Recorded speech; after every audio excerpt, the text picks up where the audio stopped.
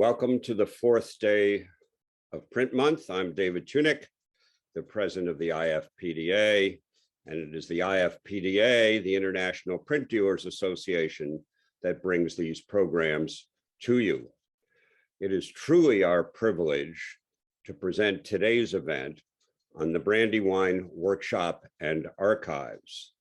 As most of you undoubtedly know, Brandywine has from its inception embraced artists and audiences of profoundly diverse skin color, origin, and nationality. Brandywine is now in its 50th year. We all congratulate them.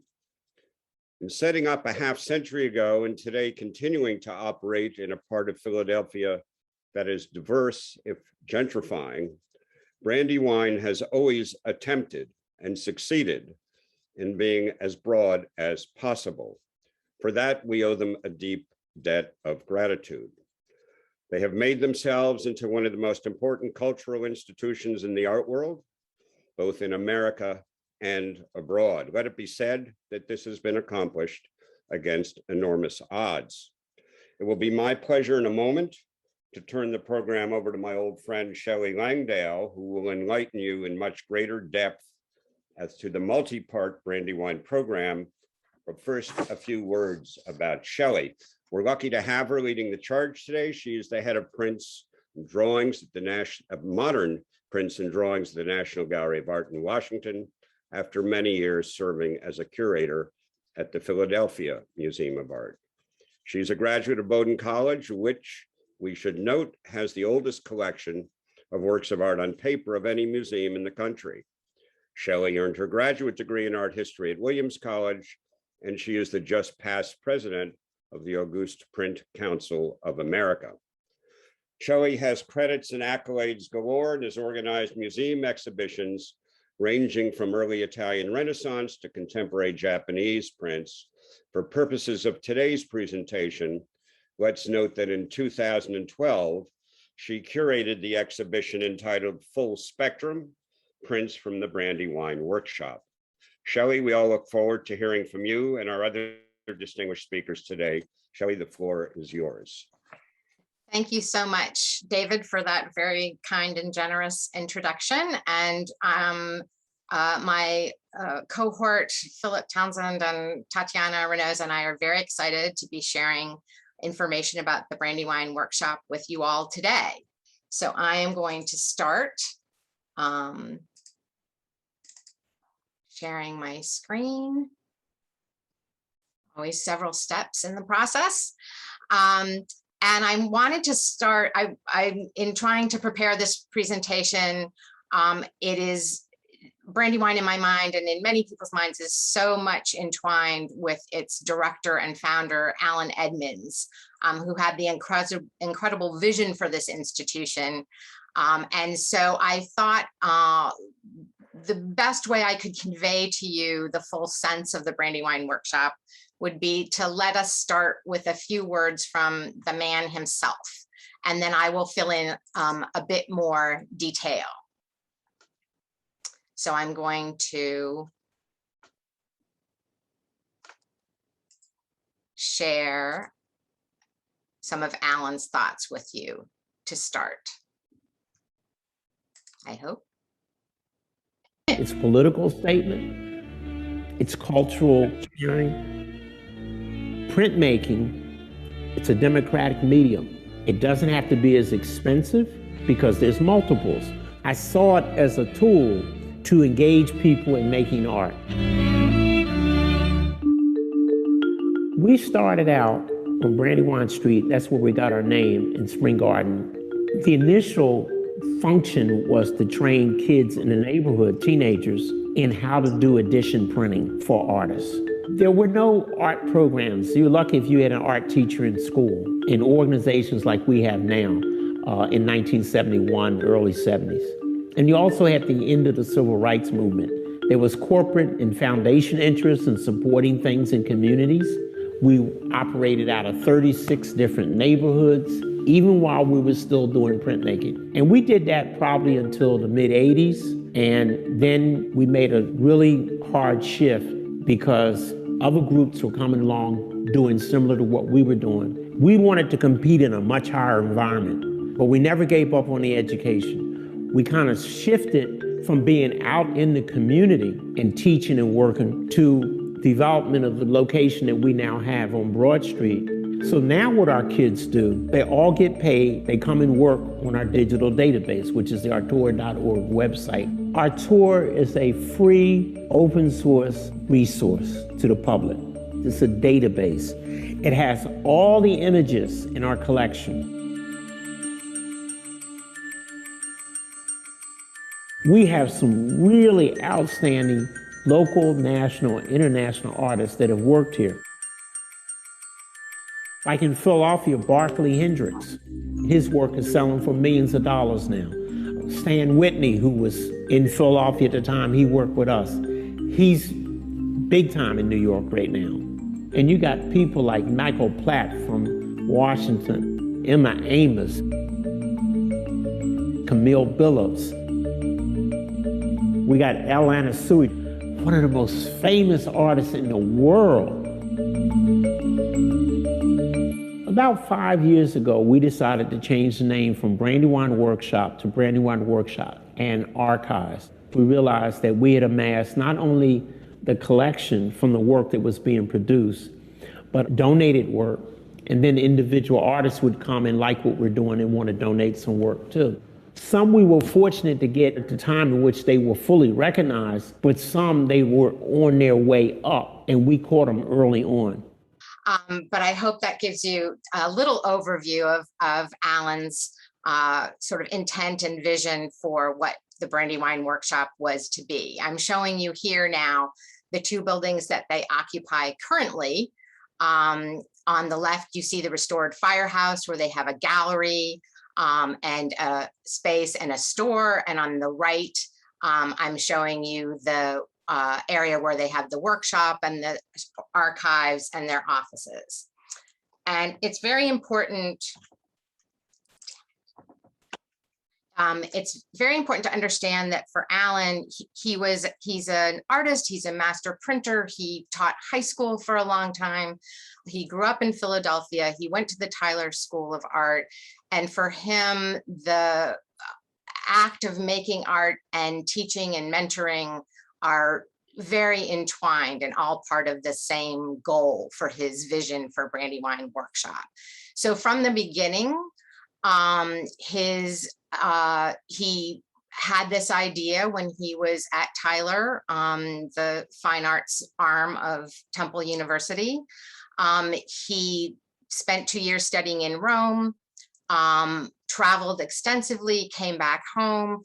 And from that moment, he had, in the early 70s, he decided that he wanted to create a workshop space where artists could come and collaborate and interact with one another and learn about different cultures and experiences in the world.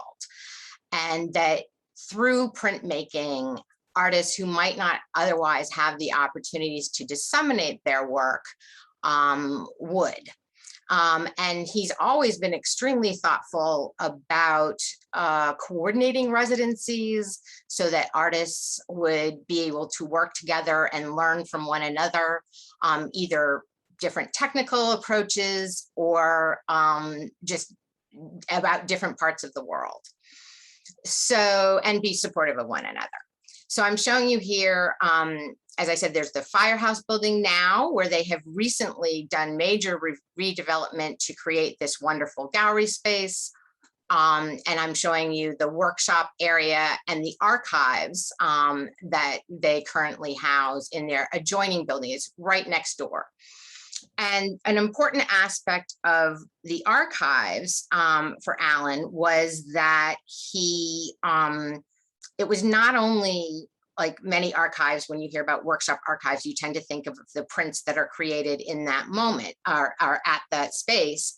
But in fact, artists would donate works. The Bob Blackburn Workshop, which was of great inspiration to Allan, founded in 1948 as the first African-American run printmaking workshop. They donated work from their workshop. The self-help graphics in East Los Angeles also donated work to their collection. And these are things that artists could look through when they came. They're works that were displayed in exhibitions that Brandywine Workshop also organized from very early on in their existence. Really gearing up in the 1980s, they sent shows to the Middle East, to South America, to Africa, working with the US State Department. They engaged in a mural project with Keith Haring in Philadelphia. They were thinking very broadly, in addition to their printmaking work, about educational and collaborative programs throughout the city and internationally. Allan has noted, and especially lately as they're approaching their 50th anniversary, that from his conception from the beginning was to be completely diverse at a moment when there was a lot of attention to the creation of specifically African-American opportunities, or opportunities for African-American artists or Latinx artists. From the very beginning, he made great efforts to be as broad as possible and inclusive as possible. And so he organized residencies for Native American artists in the 1980s, Asian artists. They had an exchange with Wales in 1987, an artist exchange. They did a project with Cuban artists in 1999, as well as working very closely with a lot of African artists, particularly those that were located in Philadelphia. So now I'm going to, that gives you sort of a broad overview. I'm going to show some historic slides and give you a quick sense of the environments that they were working in. And then I'll quickly conclude with where they're headed for the future. But it's important to understand that the printmaking, educational, and exhibition aspects of Brandywine were there conceptually from the very beginning. So this shows their humble beginnings on Brandywine Street in Philadelphia. And I should note, because people always wonder why it's called the Brandywine Workshop. And Allan chose that name because in part that's where it started. And also because he wanted to choose a name that was specifically well, I guess that's not really the way to say it. I was going to say specifically non-specific. He didn't want the name of the workshop to be suggestive of any one particular nationality or group or region. So that's how he ended up going with Brandywine. It was the shorthand of within Philadelphia knowing what workshop you meant, because it was on Brandywine Street.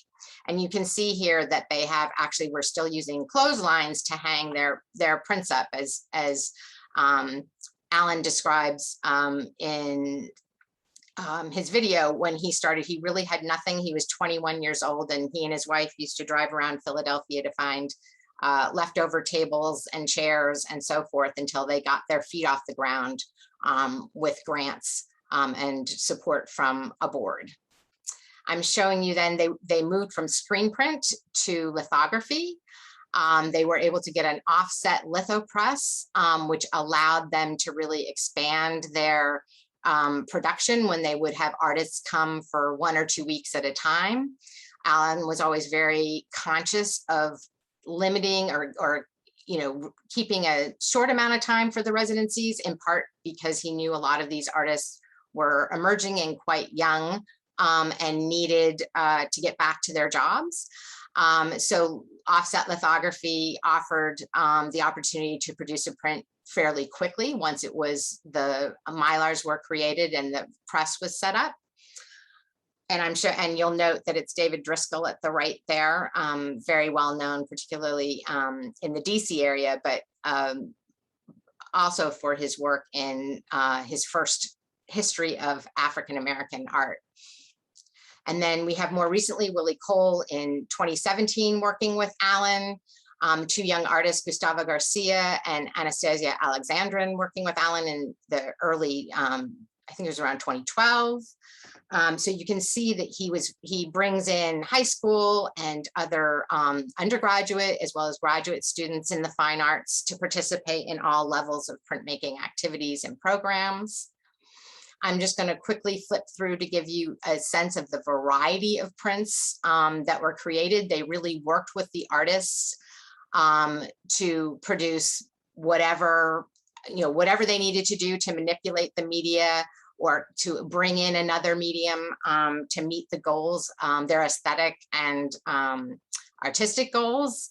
Barbara Chase Rabu on the left showing Akhmatova's monument as concept for a never created sculpture that she worked on. And of course, Richard Hunt from Chicago, a famous African-American artist. Howardina Pindell, who is from Philadelphia, made numerous prints there.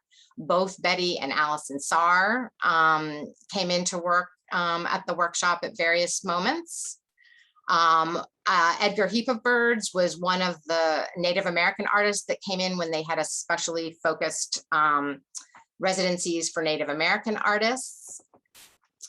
Danny Alvarez is a Mexican-American artist, and he chose to work in woodcut. So they were able to accommodate that on their flatbed press, and Ibrahim Miranda participated in the Cuban Artists Exchange that Brandywine coordinated. Lucius Wang who worked in China, a famous landscape painter. They also worked in dimensional ways to meet the artist's needs. So this work by Mei Ling Ham and Joyce de Guatemala, both of whom were sculptors, actually have dimensional elements that involve folding and cutting paper, which they brought in or collaborated with young interns and artists, emerging artists.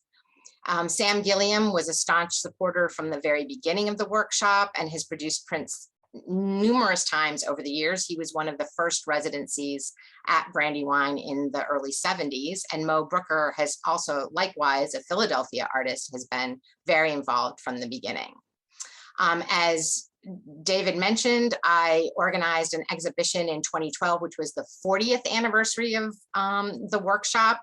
This marked the occasion of the 100 prints from the workshop that were donated to the Philadelphia Museum as one of the satellite collections that Brandywine Workshop has organized. And I'll be talking a little bit more about that in a moment when we introduce Philip. But this was, I can't believe that 10 years have already passed since we honored the workshop with the 40th anniversary. But you see artist Mo Booker and Martina Johnson Allen here, and Sam, and then a young couple, father and a daughter, looking at Betty Sarr's print, and Ruth Fine, who made prints at Brandywine and used to have my job some decade or so ago.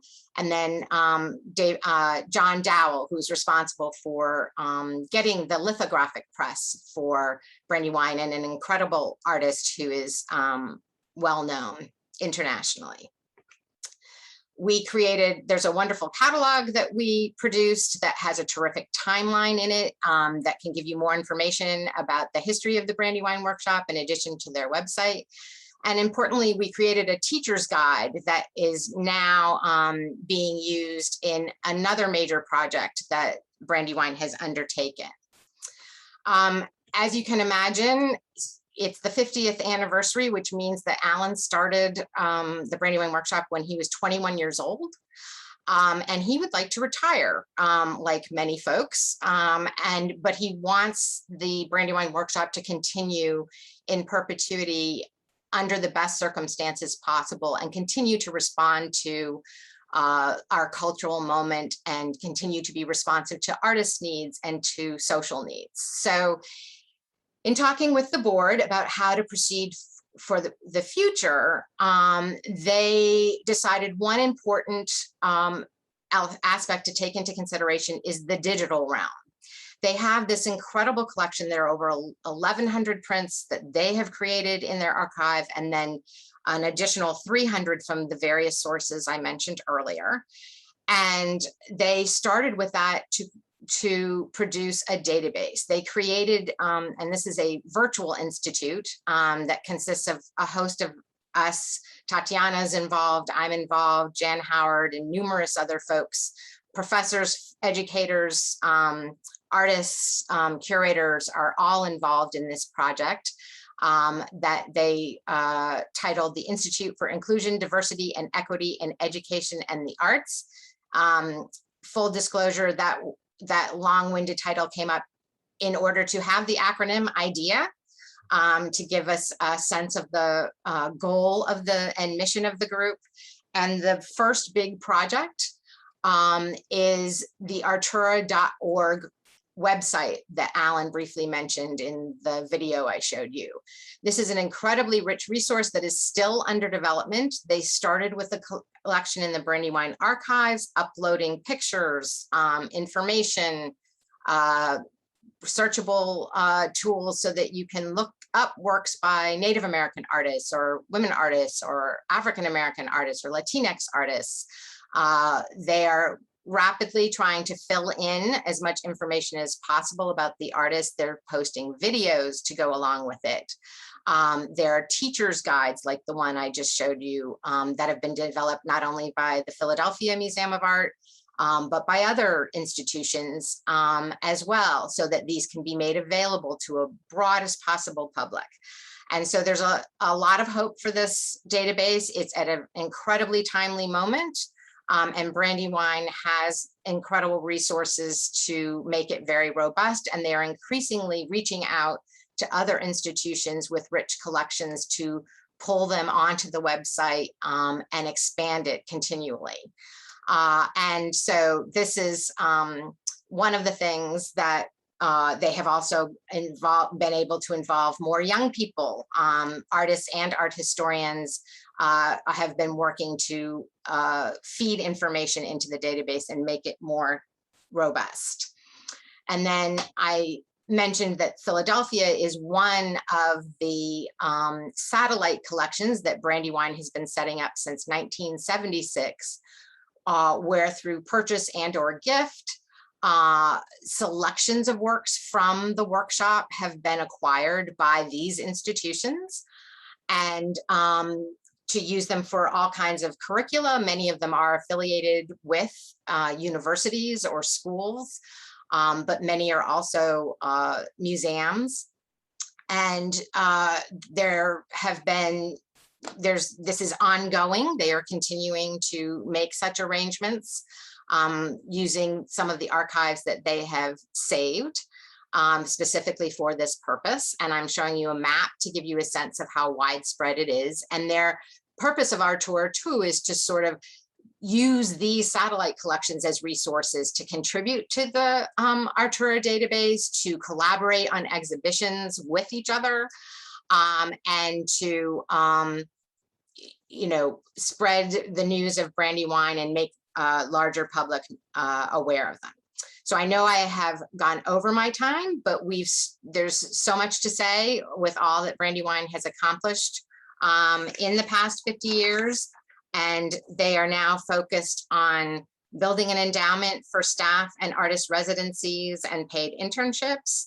They're very interested. They are doing less printing on site. They've gotten rid of their giant lithographic press and have turned to another important part of their work, which is collaborating with other makers in the city of Philadelphia, other workshops.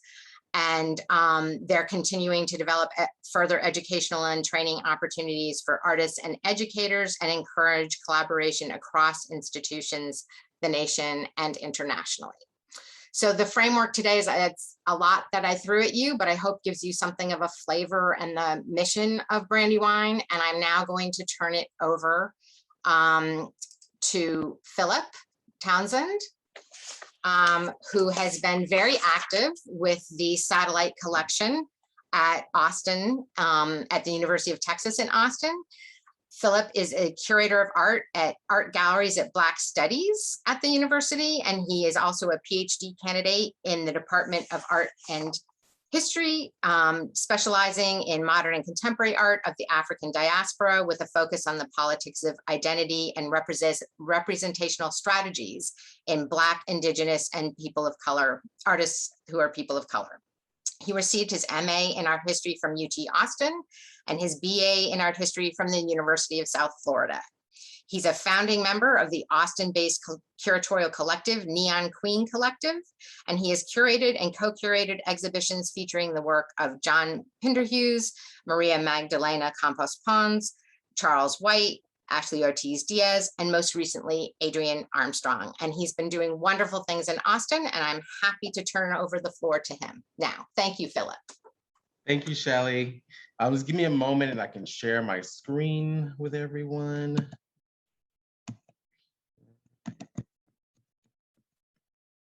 Go.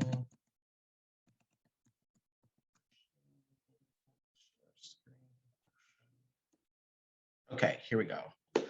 Good afternoon, everybody. Again, thank you, Shelley, for that very kind introduction.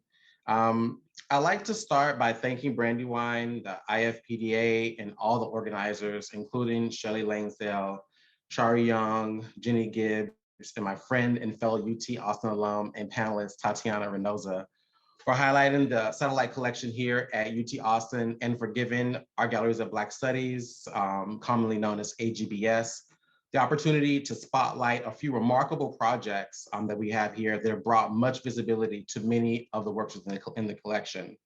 I'll begin with a brief and abbreviated backstory of the collection. So in 2016, Black Studies Art and Archive Initiative, along with the Benson Latin American Collection, both cited here at UT Austin, partnered with Brandywine to establish one of its premier satellite collections. Launching the collection at UT Austin emerged from conversations between Allan Edmunds and Dr. Cherie Smith, who is the chair of African and African Diaspora Studies Department and a professor of African and African Diaspora Studies and Art History here at UT Austin. In the spring of 2016, Dr. Smith, then AGBS Director Lise Ragbeer, and Rachel Winston traveled to Brandywine to meet with Allan to select the initial cache of prints. The outcome of that meeting resulted in the acquisition of 99 prints, which formed the original collection. So in 2020, 7 additional prints were added to the collection. In total, the collection boasts over 106 art prints, including offset lithographs, silk screens, woodcuts, collages, screen prints, and other techniques by over 50 different artists. Since its inception, many of the works from the collection have been on display in various exhibitions, presentations, and research projects. So today I'll share with you 4 AGBS exhibitions that highlight works from the collection and demonstrate the many ways in which it has been an invaluable resource to UT Austin and the surrounding community. So the first exhibition I'll talk about is Askin's Reply, selections from the Brandywine Print Workshop and Archive, which was mounted here at the Christian Green Gallery shortly after the initial acquisition. So Askin's Reply, curated by Dr. Jesse DiTilio, brings together the work of artists of color undertaking feminist image making in diverse ways. Artists featured in this exhibition like Camille Billups, Robert Pruitt, Clarissa Sly, and Deborah Willis demonstrates the academic notion of intersectionality. So this overlap of gender, race, class, sexuality, and other human social categorizations.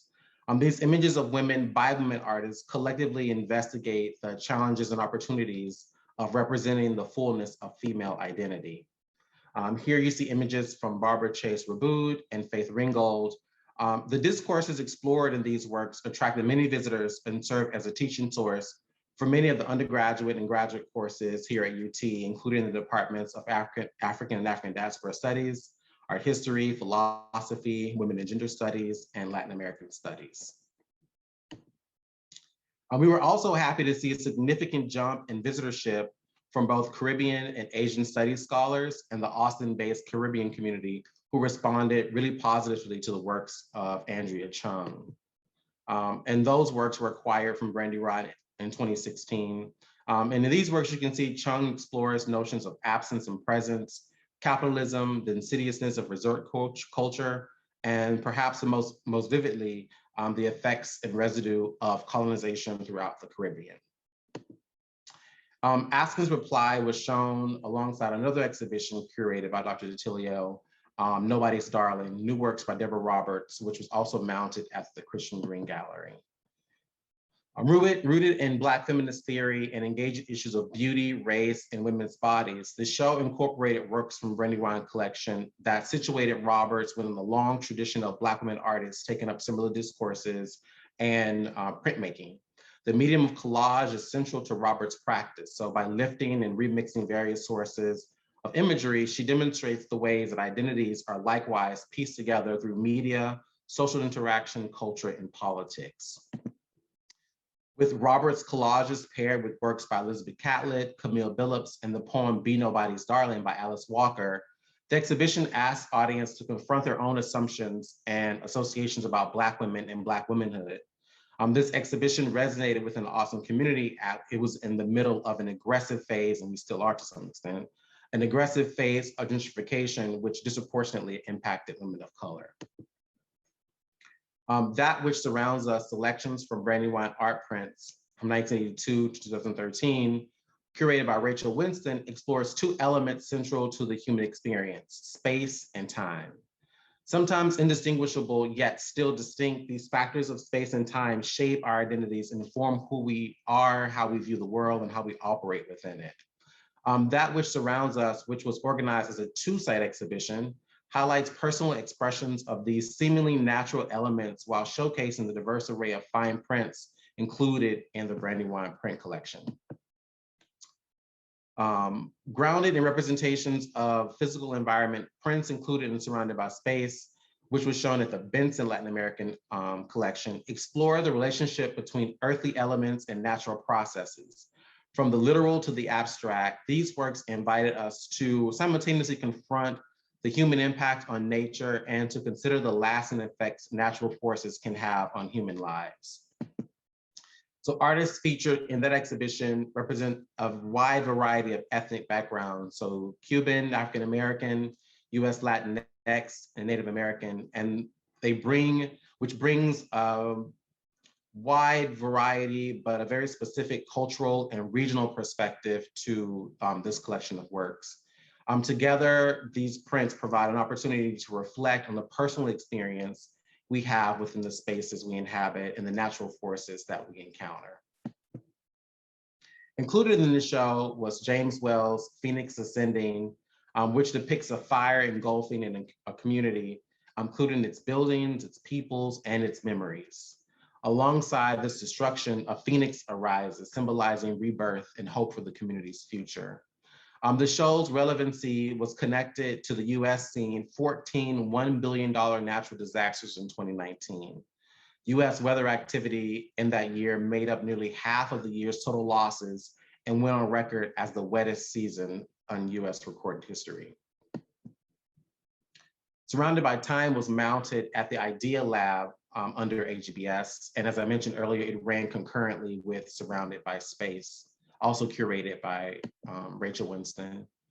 The works presented in Surrounded by Time express ideas about legacy, heritage, and our connection to the past. Viewpoints ranging from individual lens to communal perspectives draw attention to the transgenerational impacts of time.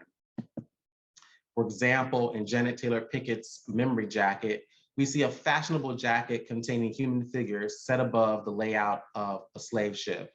While the jacket is striking and stylish, the figures portray the indignities endured by prior generations, beginning with a transatlantic slave ship, or the trade rather. Taylor Pickett highlights the presence of ancestors in their everyday lives, suggesting that we carry them with us in their memories. In other works included in the exhibition, artists employ a variety of media, including collage, silkscreen, mixed media, and offset lithograph to interrogate similar ancestral themes. Collecting Black Studies, the exhibition, this will be the final exhibition I'll talk about today, so I don't run over time. But this exhibition was mounted at the Christian Green Gallery, and it took inspiration from AGBS's recent publication, Collecting Black Studies, the Art of Material Culture at the University of Texas at Austin. The exhibition was a showcase of the collection of Black studies, which boasts approximately 900 objects from sub-Saharan Africa, over 200 contemporary works from African-American to Afro-Caribbean artists, and more than 100 pieces jointly held with other collecting entities on campus, including the Benson, where many of the works in the Brandywine collection is currently housed. Like the publication, the exhibition was organized around 4 central themes: abstraction, identity, resistance, and transition. Howardina Pindell's autobiography, Past and Present 2, was presented under the rubric of abstraction. The work weaves together images selected from various forms of media to address issues of racism, feminism, human rights, spirituality, and fragments of the artist's own personal experiences. Identity is presented through a series of works that included this amazing print by Arturo Lindsay, Ile of Ile Ife, which is a part of the artist's Children of the Middle Passage series, which was created to memorialize the countless children and young people that perished during the Middle Passage of the transatlantic slave trade. Under the rubric of resistance, we have Hank Willis Thomas's Negroes to be Sold, which appropriates and riffs on the style and form of 18th century advertisements announcing the sale of enslaved people. Robert Pruitt's Star Pilot and Keith Morrison's Bag Lady were featured in the section on transition, which according to Eddie Chambers, pays recognition to the many manifestations of dispersal and scattering within the African diaspora. So the exhibitions that I presented here represent just a few of the many ways the Brandywine Satellite Collection has benefited scholars, curators, and the arts community in Austin and beyond. Many visiting artists, including Michael Ray Charles and Maria Magdalena Campos Pons, have engaged with projects featuring works within the collection. The collection has helped UT and specifically AGBS to expand exhibition and research opportunities to include themes and subjects related to African diaspora spiritual traditions, social justice, motherhood, and the politics of identity, just to name a few. We look forward to discovering and sharing how our upcoming artist residency, fellowship programs, and public programs deploy the collection to celebrate contemporary creativity, contemporary creative expression, and to unpack timely social issues. This rich collection has enhanced UT's profile, and particularly AGBS's, as premier destinations for anyone who seeks to connect with narratives that affect us all. I'm gonna stop sharing here. Thank you so much, Philip. That was fantastic to see the incredible creative ways that you and your colleagues have been able to showcase the Brandywine Satellite Collection there. And it also, I think, is testimony to the richness of the prints that have been produced at Brandywine and the many directions you can go in tying them into curricula and our lives. And that really is what Allan is all about. So let's move on now to Tatyana Renoza, who is going to share with us one of the current projects that is in process for the 50th anniversary, an exhibition and catalog project that she's been working on. And this is, we thought this would be a nice example to a sort of a case study of the kind of projects that Brandywine will continue to do moving forward. I think Allan foresees after he is no longer there or there only in spirit and less in presence. So I am delighted to introduce Tatyana. She specializes in the history of printmaking of Latinx artists in the United States. She received her PhD in art history from the University of Texas at Austin, so she knows Philip well. She is currently an assistant professor of art history at the University of Notre Dame. Her forthcoming monograph, Reclaiming the Americas, Latinx Art and the Politics of Territory, examines how Latinx artists adopted the medium of printmaking, historically used by Europeans to chart and claim New World territories, to reclaim the lands of the Americas as belonging to indigenous, migrant, mestizo, and Afro-descendant people. She is also co-editing an anthology that commemorates the 50th anniversary of self-help graphics. Thank you, Tatyana. Thank you so much, Shelley, for the kind introduction. I'm going to also share my screen.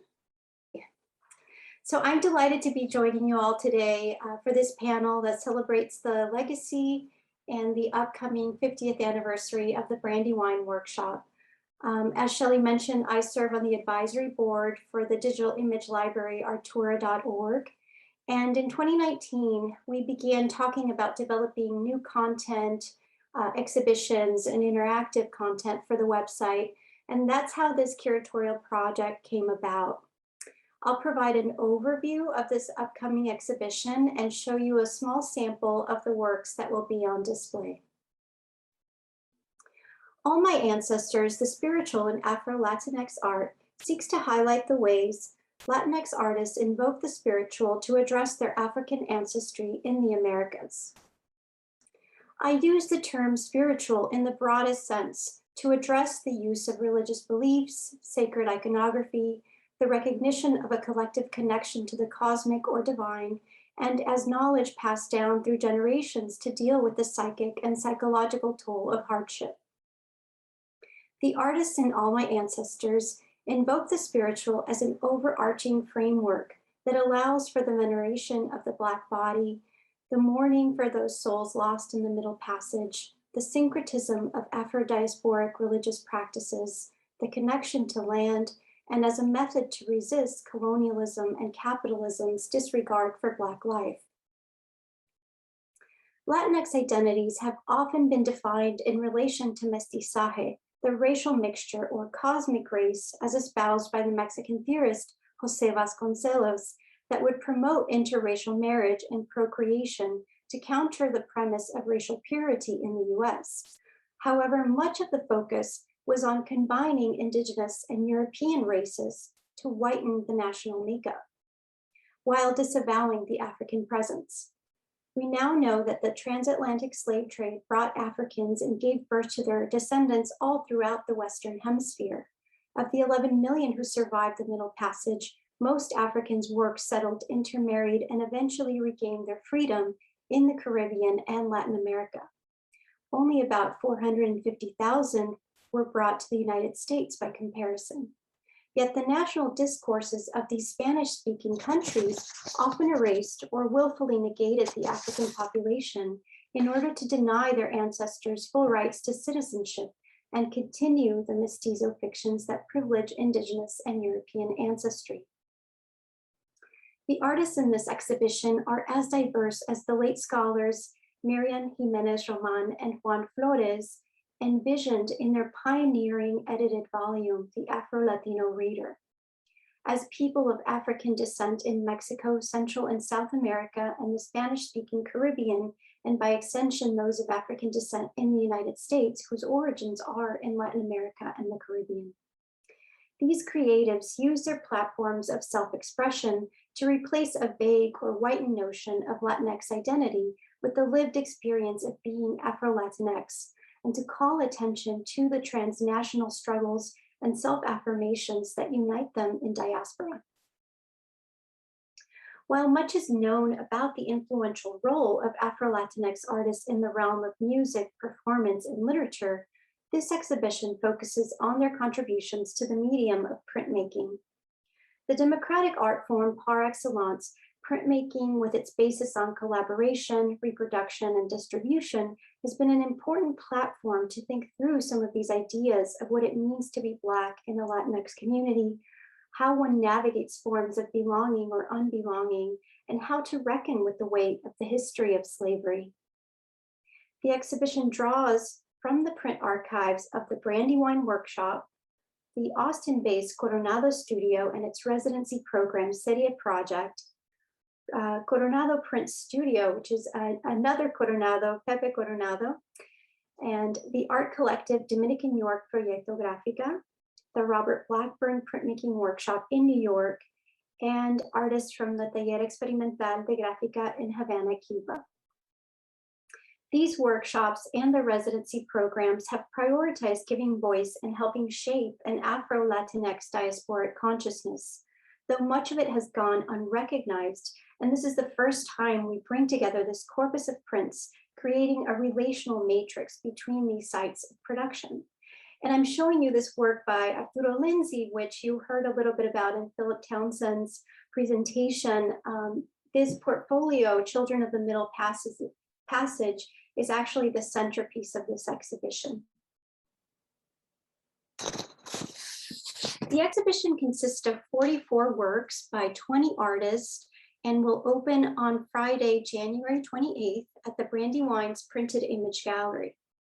A smaller scale virtual exhibition will open later this fall on the Brandywine's digital library, artura.org. We are also planning a virtual conversation series with several of the artists, so please join the mailing list and stay tuned for those updates. And I just want to show you a few of these works.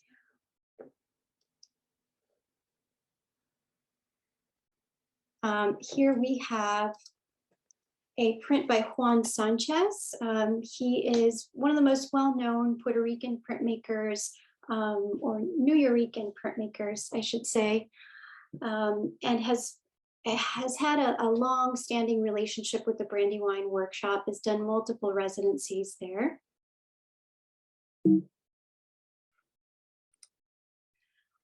This is a work by Miguel Luciano, who is part of the Dominican York Proyecto Gráfica. And in it, he is thinking about this phrase that is often overheard in Dominican households called Black behind the ears. And it's often a way to talk about how Dominicans kind of deny this African ancestry in order to kind of create a distance from their Haitian counterparts on the island. We have works in the show by Diogenes Ballester, another really important Puerto Rican artist based in New York. And this work in particular was made at Coronado Studio in Austin, Texas, after he had been in Paris for a number of years. And it reflects his interest in Afro-diasporic religious practices. We also have work by the late Juan Bolsa, who this is a print he did at the Robert Blackburn workshop. And it reflects some of his interests in Santeria and Abacuá. Bolsa was actually trained or initiated as a Santero priest. So he's often written about as this artist shaman. And we're very lucky to have been able to obtain this loan from the Blackburn workshop. There's a number of artists in the show who are very interested in music and the connections to Africa that this music has. And here we have a print by Dominican York artist Moses Ross. And it's reflecting on the kind of feeling of living in between the island of Manhattan and the island that holds the Dominican Republic. And you have a dancing figure there at the center. We also have works by some younger artists, and that's something that's been very important to the Brandywine, is to make sure that we promote the medium of printmaking with younger artists. And here is a work by Elaine Rodriguez. She's a Dominican artist based in New York. And it is a very recent project that she did with Pepe Coronado, who's a Dominican master printmaker, now based in Austin. And it's actually based on this beautiful film that she was commissioned to do by the Americas Society. And it reflects, I thought I had a little video of it, but I don't see it coming up. It is based on an opera. And I would be happy to share a link to that in the chat. Oh, there it is. And finally, we also have works by Keith Morrison in the exhibition. And this work in particular, I found it so interesting to reflect on the development of the tango, right? There's so much history that tells us that the tango, which is known as Argentine's national dance, was actually something that emerged in Afro-Argentinian neighborhoods. And again, it helps us reflect back on this spiritual connection to Africa. So I will end there, and stop sharing my screen. Okay, thank you so much, Tatyana, for that enticing preview of your exhibition. And I'm so glad that you mentioned too that this is existing in two realms, in the virtual and the physical. And I think that's one of the things that we're excited about the whole idea Artura project, that we can create exhibitions online, specifically online, as well as at the gallery, at the Brandywine Gallery, or at any of the other satellite institutions or other spaces, and that they don't always have to have two incarnations. Sometimes they could just be online. But I think particularly as Brandywine has turned to thinking more about the digital realm and broadening its audience in that way, since we're increasingly reliant upon our digital portals, I guess I should say. That's really exciting. And do you have anything else you want to, can you talk a little more about that and how you came up with this particular idea to start with Allan? Yeah, as a scholar who specializes in Latinx printmaking, I've often thought about all of these wonderful connections that the Brandywine Archive has with all of these other spaces that I've been studying.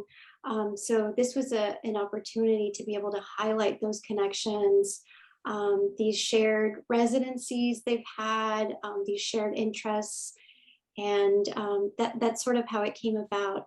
But to your point about making this content accessible online, I think the pandemic has been this kind of moment where we've all learned that sometimes we don't have to have physical or in presence things, that oftentimes we can make this work a lot more accessible to K through 12, to college students, to curators all over the country who are interested in this work.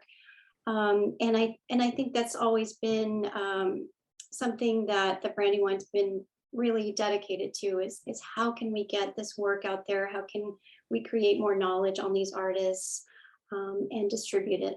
So. And you had students working with you on this project, is that correct, at Notre Dame, or? So I have a team of students who has been working with me to be able to transfer 100 print objects from Coronado Studio in Austin, Texas, which was run by Sam Coronado, a Mexican-American artist, until his untimely death in 2013. So it was a 20-year printmaking residency. And we are transferring 100 of those objects into the artura.org database. And we're still in the process of doing that, but I'm hoping by spring that material will be up and running and available.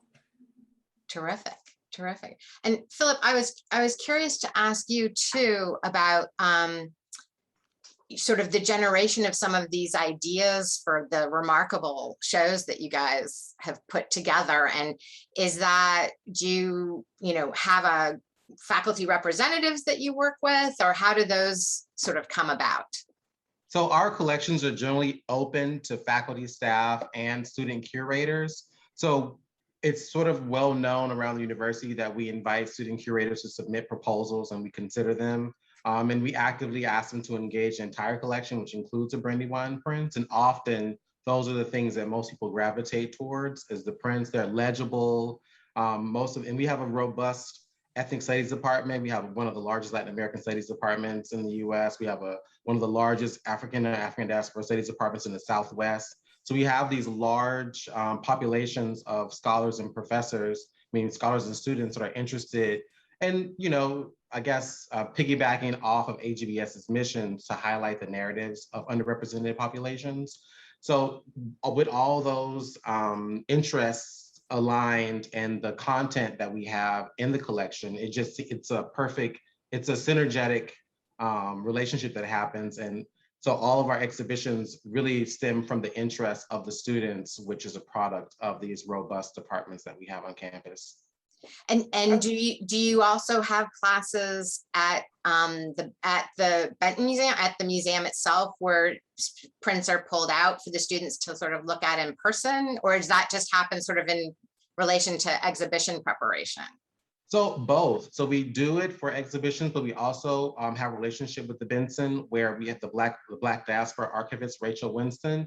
She takes appointments. Unfortunately, the Benson's closed for renovations right now, but generally you make a request, she pulls prints, and you can do it through individual research, but also through classes. So often you'll have classes, professors will submit a list of works they would like to see, and she pulls works. So things are available because they're housed so close to art history, to ads, and to Latin American studies. So the prints are always available, and they're constantly being pulled for viewing. And have any of your shows traveled to other institutions at all? I don't think any of them have traveled, not that I know of. Because I think it'll be interesting to see. I mean, that's part of what I'm interested in seeing with Artura and all of that, and the satellite collections becoming increasingly aware of one another, whether there'll be joint projects that then sort of circulate. But we have one question that's a broad question that I think, Tatyana, you may be the best one to answer. There's an anonymous attendee has asked about plans that the IDEA Institute is working on, and does it include collaboration with performing arts, and if so, how can they get more information? She or he or they are on a board of a performing arts center where arts education is very important to us, and they would love to explore this further. And I don't know, has there been discussion about intersections with performance? I would say that the Brandywine is a really contemporary art organization, and that they're not tied strictly to, you don't have to be a printmaker to collaborate with a Brandywine. And in fact, oftentimes we prefer that you're not, and that we get a chance to introduce you to this whole new world. So I would definitely reach out and get in touch. As I mentioned, one of the artists who's in my show, Elaine Rodriguez, she actually comes from fashion design. She studied fashion design in New York, and did this beautiful film that was a collaboration with Cuban opera director. And that led to this commission by the American Society, which eventually led to film stills, which became prints. And so I think that there's a sense in which if you have a great idea and you want to work with an organization, a workshop, that there's a lot of flexibility to do so. Yeah, I think that's perfect, and that's a nice tie-in with the artist that you mentioned. I think that we have come to our time, and so I want to be conscious of that we are often during a lunch hour for many people. But thank you both for this wonderful presentations showing how Brandywine prints are continuing to be used, and what an important part of the issues of the day they are, and how much they can inform us about our lives and each other. I think that's always been Allan's goal. And we are excited with more 50th, stay tuned for more 50th anniversary projects. I know a lot of the satellite collections are doing featured installations or programs and all of that. So please do check out Brandywine's workshop at brandywineworkshop.org, and check out the Artura website, and anybody who wants to can get in touch with us if you have more specific questions. But really appreciate everyone joining us this afternoon and sharing the Brandy workshop with everyone. And I know Allan will be happy about that too. Thank you, Shelley. Thank you, Tatyana. Thank you, Philip. Thank you, everyone who joined us today for the program. I hope that we see you again tomorrow at noon for our program with Max Holheim, Director of the Metropolitan Museum of Art, Sydney Felsen, co-founder of Gemini GEL, and artist Ranjani Shatar. We'll have a virtual studio visit with Gemini GEL, and we'll also have a sneak peek at the Met's 150th anniversary portfolio produced at Gemini. So thank you all very much for attending, and we'll see you soon. Thank you, Jenny, very much for giving us this opportunity. Pleasure. Thank you all so much. Thank you.